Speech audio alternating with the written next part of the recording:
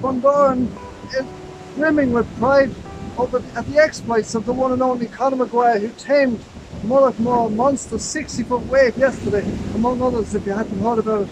Few surfers who, with all the hard yards of training and dedication, handle themselves under such pressure with as much courage and poise as Conor does, sliding down a ski slope at breakneck speed with an avalanche of exploding whitewater and tons of cold water chasing behind.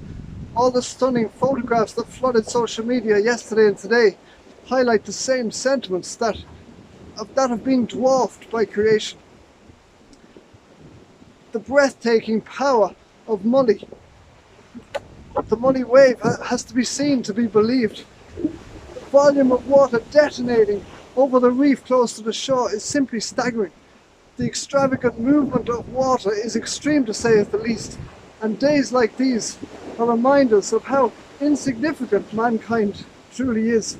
Watching the ocean at high tide all along Bundoran's coastline yesterday was like having a ringside seat at a water version of a fireworks show.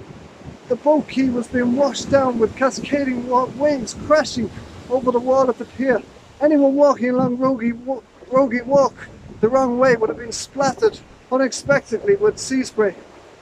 It was like being hosed down by the fire brigade. Waves of Tull and Strand were colliding with each other, sending spectacular fountains into the atmosphere. The skies turned dark, laden with torrential rain, unleashed when least expected. Main Beach looked like a winter wonderland. And it wasn't snow, it could have passed for that, but in fact it was this salty sea foam whipped up by the raging sea, wobbling, slopping and slipping, sliding around the beach and the walkways. The horizon was filled with white water erupting from waves gliding out to sea. There was no sign of a boat or a ship, only the legend Conor and his friends and his safety team. The ocean, with its 8-metre swell, would put manners on anyone. I couldn't help but feel small and insignificant in the wake of such monstrous power. I couldn't help feel in awe of the creative genius behind such diversity along a few miles of coastline. The seascape, even that behind me, is simply breathtaking. It's good for the soul, it's invigorating. Its raw beauty and power. It's not cold, it's strangely personal. As I took off my jacket yesterday and hung it up to dry, it occurred to me afresh those famous words of the psalmist David. He says this, "O Lord, our Lord, how majestic is your name in all the earth." The reason the seascape and creation is so good for our soul is surely because God has made it for us and He thinks of us. The opening words of the Bible contest that very fact. It says, "In the beginning God created the heavens and the earth." The Genesis account of creation is such that God forms order out of chaos and then He fills the emptiness with fullness. Then He made mankind and declared, "It is very good." Perhaps one of the ultimate contradictions, as a guy called Helmut Turkel put it this way, the ultimate contradiction is that God has created a rich, diverse, abundant world, yet man suffers from meaningless anxiety and boredom. And what is that about? The power and creativity and delicate, awe-inspiring nature of creation point us back to the source of it all.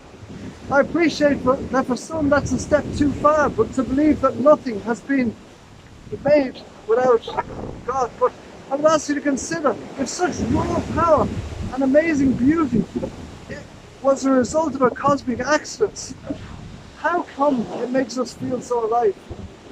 So if you're living in South Donegal or anywhere near the western seaboard and you haven't yet explored the seascape on your doorstep, I would say, what are you waiting for? Put on your waterproof gear and get out there. And as you explore with excitement the abundant beauty of the sea, the seaweed, sand, rocks, mountains, may you hear the Creator's voice. May you be drawn like a magnet to God, the Creator, who sent His very Son into this world so we could know the author of creation. C.S. Lewis suggested that the created things and not the thing itself, only the scent of a flower we have not found, the echo of a tune we have not heard, or news from a country we have not visited? Could it be that creation will always leave us wanting more? What if the giver of good gifts desires that we look beyond them to the giver himself? Perhaps such wondrous days as we've just experienced are meant to awaken us to the reality of someone greater. If God has created all this bounty to be enjoyed and experienced, it follows that God himself could not be dull or uninterested. Jesus' own words attest to that fact. He says, I have come that you might have abundant life, life to the full. But Paul talks about the fullness of Jesus who fills everything in every way. So perhaps this day, being dwarfed by Creator's creation, is meant to humble us so that we seek him. God has the creativity to fill our empty longings with the fullness of himself. Perhaps creation comes alive in fresh ways when we get to know the author.